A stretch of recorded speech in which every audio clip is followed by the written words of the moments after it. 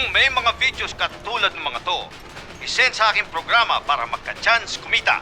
Ang kinuna mong videos noon, aking pasabog ngayon!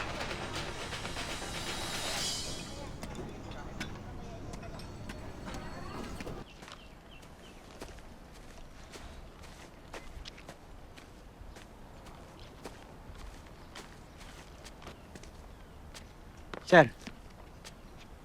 Vinci, segment producer po ng Pinoy Hero. Sir, relax na kayo, ha?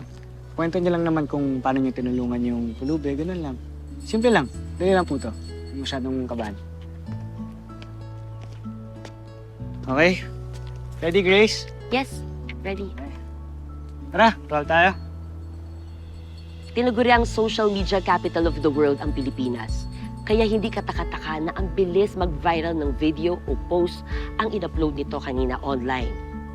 Tunghayan natin ang kwento ng isang lalaki na nagligtas sa isang pulube mula sa mga bullies kahit pa kapakanan nito ang nakataya.